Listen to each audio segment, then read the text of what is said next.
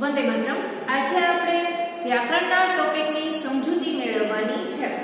વ્યાકરણનો topic ચલાવીએ છીએ એટલે તમારે વ્યાકરણ વિભાગમાં લખવાનો રહેશે। જે કાંઈ પણ સમજૂતી આપણે મેળવી એ તમારે ફરી એકવાર વાંચી જવાની, એ તમારું હોમવર્ક રહેશે। હું જે કાંઈ પણ લખાવું એ તમારે મારી સાથે તમારી બુકમાં વ્યવસ્થિત સારા અક્ષરે લખવાનું છે। તો વાક્યના પ્રકારોની સમજૂતી મેળવવાની છે, જેમાં સૌપ્રથમ આપણે સમજૂતી મેળવીશું વાક્ય એટલે શું। તો જેમાં આપણે જોઈએ તો વાક્ય એટલે શું, તો એમાં આવશે કે વાક્ય એટલે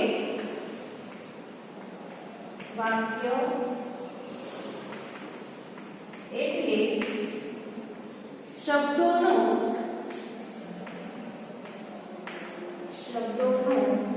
એવો સમૂહ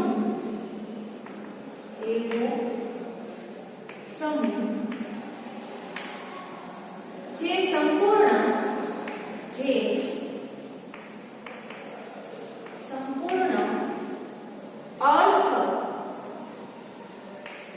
અર્થ ધરાવતો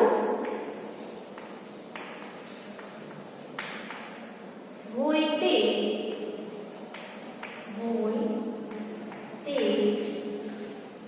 વાક્ય। તમારે પણ આ જ રીતે લખવાનું છે કે જેમાં સૌપ્રથમ હેડિંગ આપવાનું છે કે વાક્ય એટલે શું, અને ત્યાર પછી નીચે પેરેગ્રાફ પાડીને સમજૂતી કે વાક્ય એટલે શબ્દોનો એવો સમૂહ જે સંપૂર્ણ અર્થ ધરાવતો હોય તે વાક્ય, અને ત્યાર પછી વાક્ય એ રચના છે। વાક્ય એ રચના છે, અને ત્યાર પછી વાક્ય એ એક પૂર્ણ વિચારને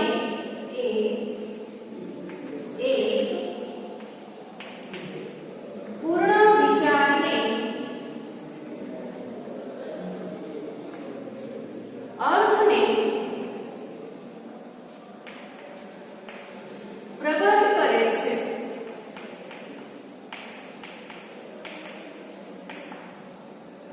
શબ્દોનો એવો સમૂહ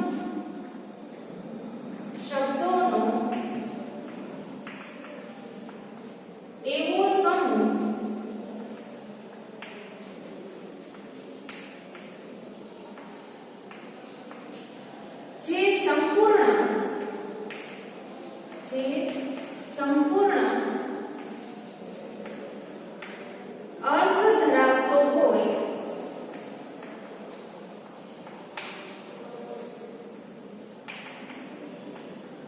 તે વાક્ય। હવે આ જ રીતે છે લખવાનું છે, અને ત્યાર પછી છે કે જેમાં આગળ આવશે તમને ખબર છે કે તમને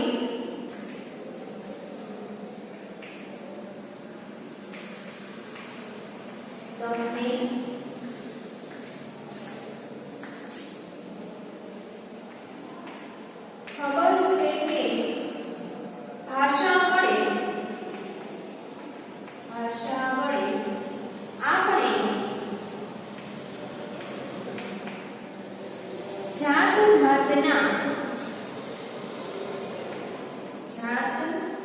ભાતના પ્રસંગોનું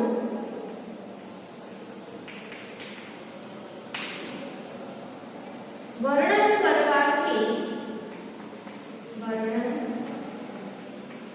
કરવાથી માંડીને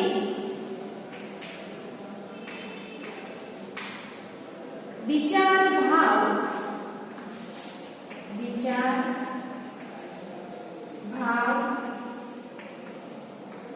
સંવેદનાઓ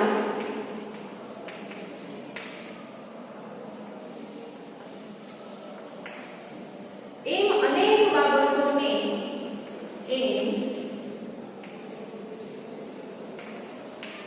અનેક બાબતો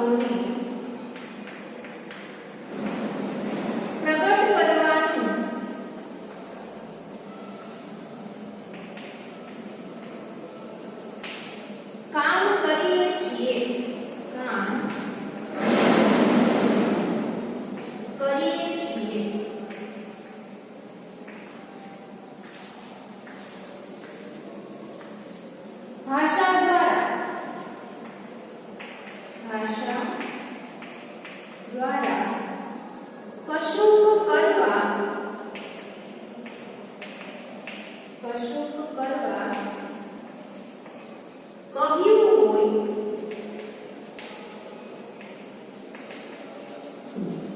કશુંક ન કરવા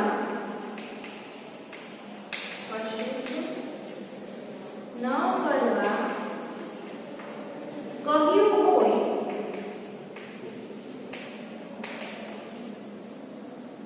કશુંક સૂચન કશુંક સૂચન હોય કશુંક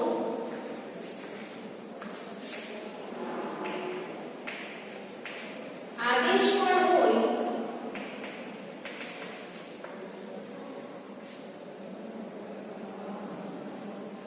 કશુંક કહેવું હોય કશુંક કહેવું હોય કશુંક છુપાવવું હોય કશુંક છુપાવવું હોય એમ અનેક પ્રયોજનો એમ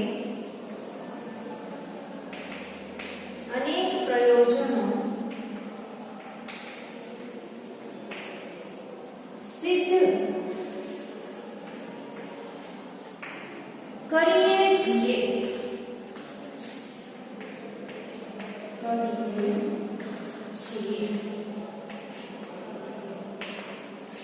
ફરીવાર છે આપણે સમજૂતી જોઈ લઈએ કે વાક્ય એટલે શું. પહેલા એ રીતે લખવાનું છે અને ત્યાર પછી છે એની સમજૂતી લખવાની છે કે જેમાં પેરેગ્રાફ પાડીને વાક્ય એટલે શબ્દોનો એવો સમૂહ જે સંપૂર્ણ અર્થ ધરાવતો હોય તે વાક્ય. વાક્ય એ રચના છે. વાક્ય એ એક પૂર્ણ વિચારને અર્થને પ્રગટ કરે છે. શબ્દોનો એવો સમૂહ જે સંપૂર્ણ અર્થ ધરાવતો હોય તે વાક્ય. તમને ખબર છે કે ભાષા વડે આપણે જાત ભાતના પ્રસંગોનું વર્ણન કરવાથી માંડીને વિચાર ભાવ સંવેદનાઓ એમ અનેક બાબતોને પ્રગટ કરવાનું કામ કરીએ છીએ. આપણે ભાષા છે એ ભાષા દ્વારા શું કરીએ છીએ કે આપણા જે મનના વિચારો છે, જે ભાવો છે, જે સંવેદનાઓ છે એને રજૂ કરીએ છીએ. ભાષા દ્વારા કશુંક કરવા કહ્યું હોય, કશુંક ન કરવા કહ્યું હોય, કશુંક સૂચન હોય, કશુંક આદેશ પણ હોય, કશુંક કહેવું હોય, કશુંક છુપાવવું હોય એમ અનેક પ્રયોજનો સિદ્ધ કરીએ છીએ. આ બધું આપણે જે વાક્ય છે એની સમજૂતીમાં પેરેગ્રાફ પાડીને વ્યવસ્થિત સારા અક્ષરે લખવાનું છે. હવે આગળ જોઈએ તો હકાર વાક્ય અને નકાર વાક્ય.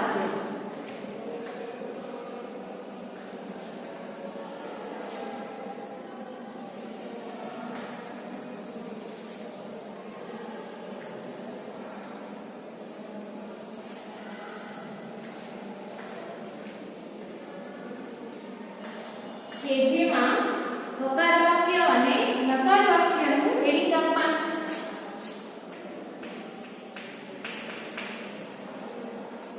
હકાર વાક્ય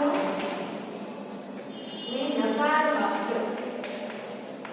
તો અહીંયા શું આવશે? સાદી રીતે કહીએ તો ફરીવાર પેરેગ્રાફ પાડીએ. સાદી રીતે કહીએ તો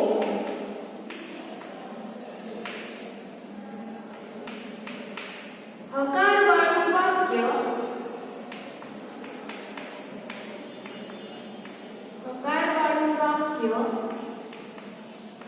એ વિધાન વાક્ય.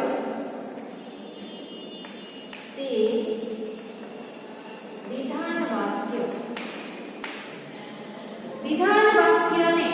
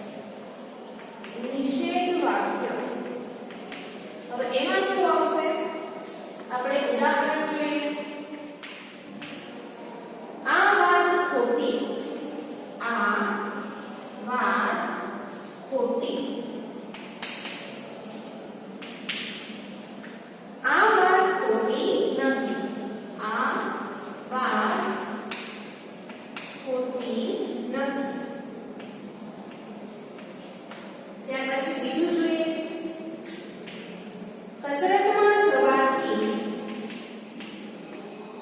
કસરતમાં જવાથી મને નુકસાન થયું. ત્યાર પછી નીચેનું વાક્ય જોઈએ. કસરતમાં જવાથી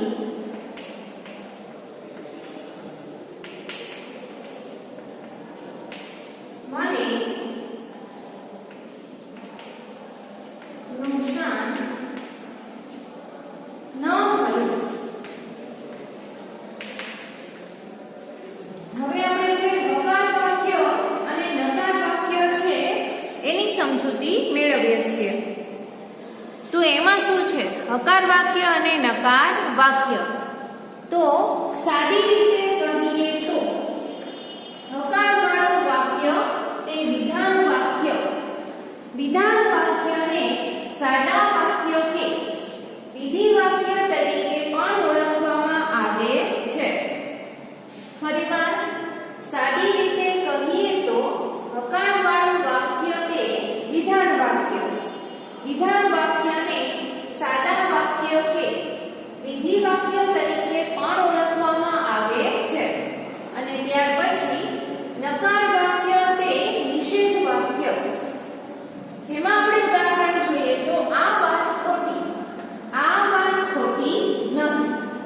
કસરતમાં જવાથી મને નુકસાન થયું, કસરતમાં જવાથી મને નુકસાન ન થયું. હવે આગળ જોઈએ.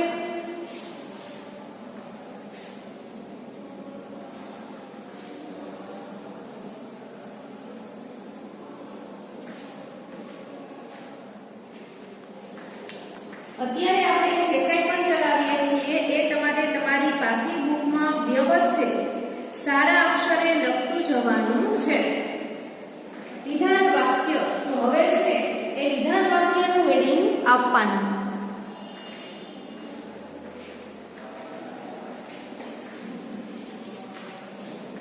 જેમાં વિધાન વાક્ય, તો જેમાં આ વાત ખોટી, આ વાત ખોટી. ત્યાર પછી મીઠાઈ તો જોઈએ, ત્યાર પછી આવતીકાલે, આવતીકાલે મિષ્ટાન છે.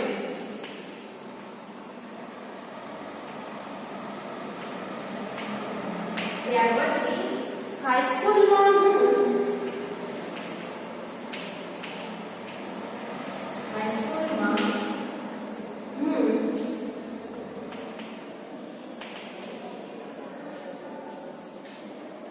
ઠોઠ નિશાળીઓ ગણાતો. હવે ત્યાર પછી નકાર વાક્ય છે એ જોઈએ.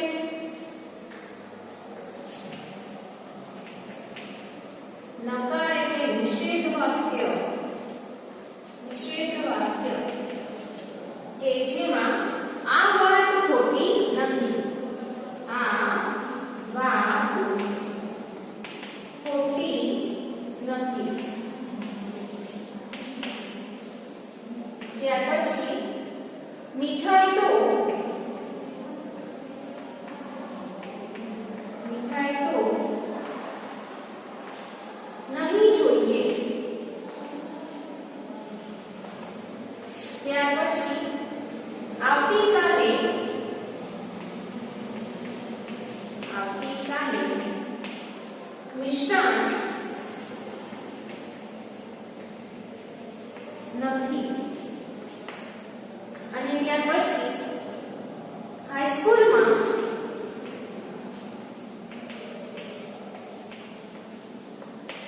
હું ઠોઠ નિશાળીઓ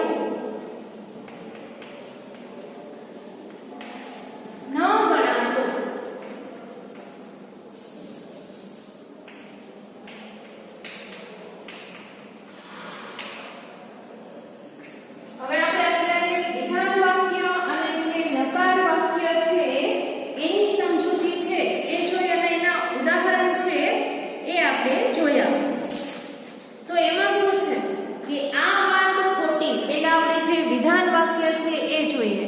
બીજું વાક્ય છે મીઠાઈ તો જોઈએ.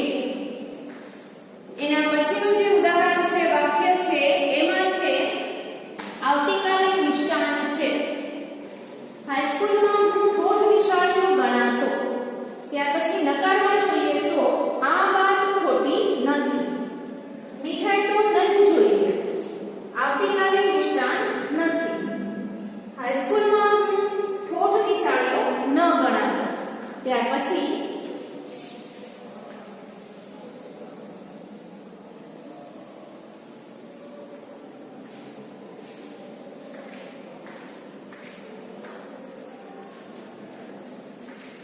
હવે ત્યાર પછી નોંધ કરીને આપણે લખીએ તો કે જેમાં માં એટલે નહીં. માં એટલે શું? નહીં. કે જે ખાલી અહીંયા જેનો અર્થ જોવા મળે છે એ આપણે આગળની સમજૂતી જોઈએ તો સૌરાષ્ટ્રની બોલીમાં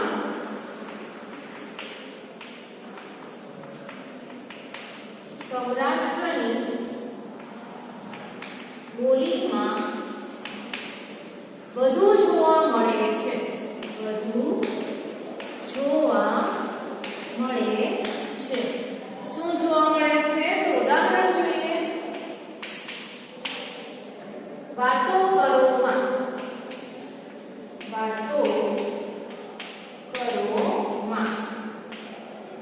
ચિંતા કરોમાં. ચિંતા કરોમાં. પછી તોફાન કરોમાં. હવે અહીંયા છે આગળ આપણે જોઈએ તો કે જે માં એટલે નહીં ક્યાં જોવા મળે છે? તો સૌરાષ્ટ્રની બોલીમાં વધુ જોવા મળે છે. જેના ઉદાહરણ વાતો કરોમાં, ચિંતા કરોમાં, તોફાન કરોમાં. હવે ત્યાર પછી આગળ જોઈએ.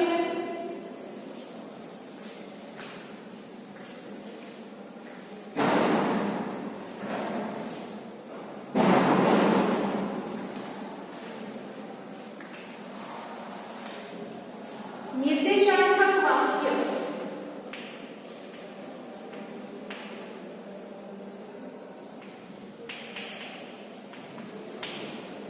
તો એમાં શું છે? પેરેગ્રાફ પાડીને લખવાનું જેમાં હકીકતનું. જેમાં હકીકતનું સીધું કથન કે નિવેદન હોય તેને નિર્દેશાર્થક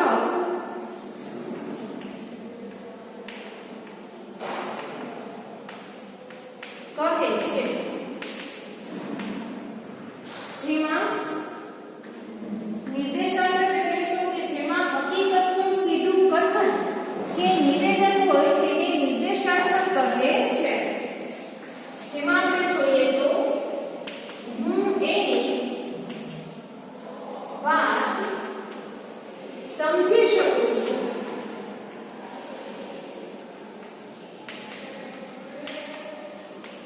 ત્યાર પછી બધા છોકરા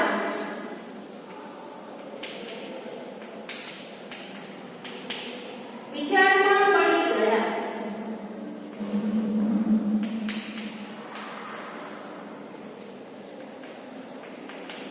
હવે ત્યાર પછી છે એમને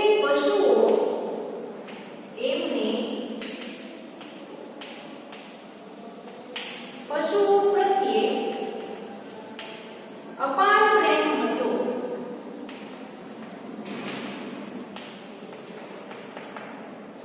હવે ત્યાર પછી આજની સવાર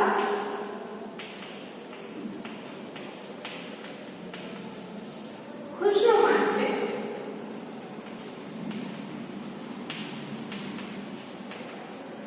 હવે અહીંયા શું કહે છે કે નિર્દેશાત્મક વાક્ય એટલે શું? કે જેમાં આપણે જોયું જેમાં હકીકત છે એ હકીકતનું સીધું કથન કે નિવેદન હોય તેને નિર્દેશાત્મક કહે છે. જેમાં ઉદાહરણમાં હું એની વાત સમજી શકું છું. બધા છોકરા વિચારમાં પડી ગયા. એમને પશુઓ પ્રત્યે અપાર પ્રેમ હતો. આજની સવાર ખુશનુમા છે.